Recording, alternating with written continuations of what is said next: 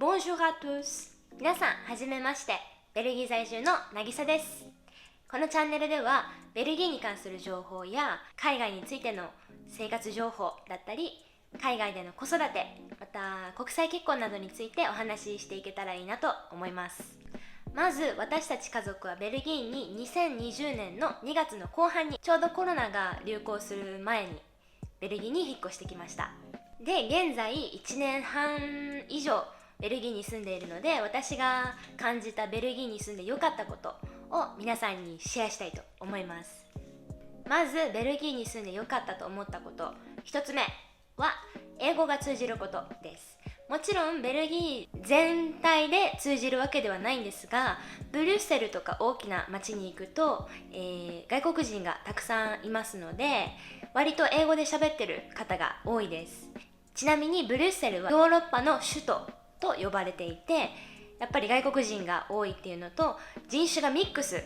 なので、結構いろんな言語で話しているのが聞こえます。またベルギーは3カ国語が公用語なので、フランス語、オランダ語、ドイツ語の3種類で話すんですね。なのでそれの中間間を取って英語が喋れるっていう方が多いです。2つ目が学校が安いこと。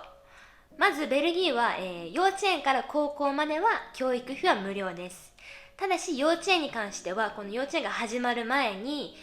預かり保育みたいな感じでやるシステムがあるんですけども、その時間帯はお金がかかるところもあれば、またお昼とかランチのご飯代に料金がかかる幼稚園もあります。学校の中でも特にすごいと思ったのが大学です。ベルギーの大学はヨーロッパ人だと1年で180ユーロからだいたい900ユーロかかります。ヨーロッパ人以外だとそれプラスで料金がかかるんですが、だいたい1000ユーロから4000ユーロの間の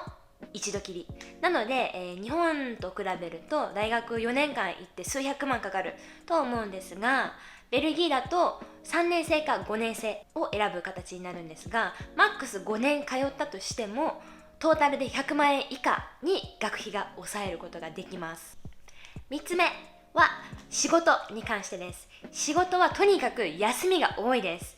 またお仕事に関してはもうたくさんのいいことがあるので、また別のビデオで紹介したいと思うんですが、有給が多いっていうのだったりとか、あとは通常の休みが多いんですが、このお休み期間も給料がちゃんと発生してます。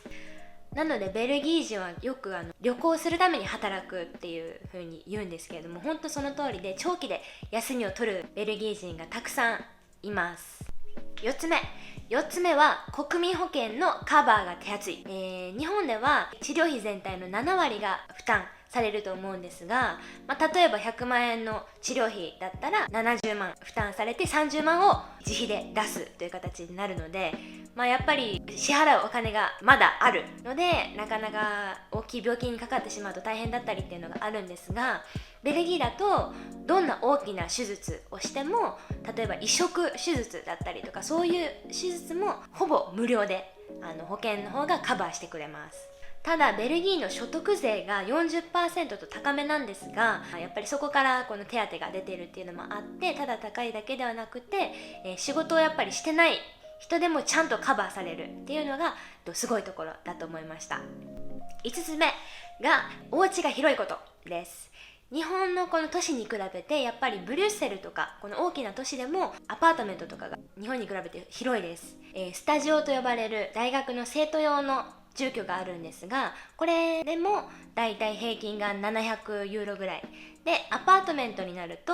だいたいこの広さ的に20坪で平均が1000ユーロぐらいが相場になります。ちなみに私が住んでいる地域では同じぐらいのサイズのアパートメントで700ユーロぐらいが相場になります。地域によってやっぱり異なってくるんですが、ベルギーのアパートメントにはだいたい家電がついているので、そこがすごく便利なところです。6つ目、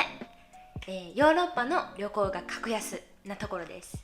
ちなみに、ベルギーからだと飛行機に乗らないでも車でフランスだったりオランダだったりドイツだったりっていうのは数時間で行ける距離にはなるんですが、ヨーロッパ内でしたらパスポートが必要ないので、そこも便利な点です。イギリスだけはパスポート提示が必要になるんですが、それでも距離的に言うと、私が住んでるところからだと高速列車でだいたい2時間ぐらいで行くことができます。車で言うと高速道路もベルギーは無料なので、隣の国に行く時に使ったりしますね。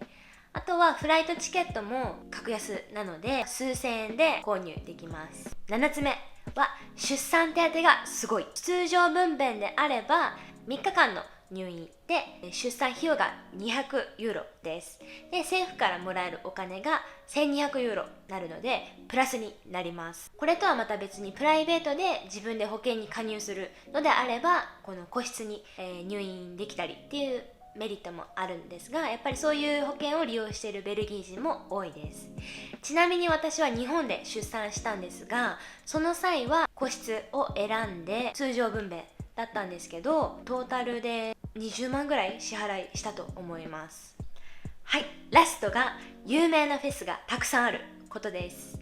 フェスが好きな人はご存知だと思うんですが、ベルギーで一番有名なフェス、トゥモローランドもそうですし、あとはルーフェスティバルだったりプックルポップといった、フェスティバルがベルギーにはあります。ヨーロッパだったらイビザだったり有名なフェスティバルに行けるっていうのも、醍醐味の一つだと思います。